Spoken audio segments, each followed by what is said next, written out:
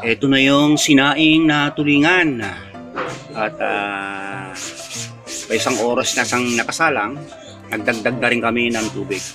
So sa uling namin siya isinalang. Ayan. Ayan. Yun. So maya-maya pa ito.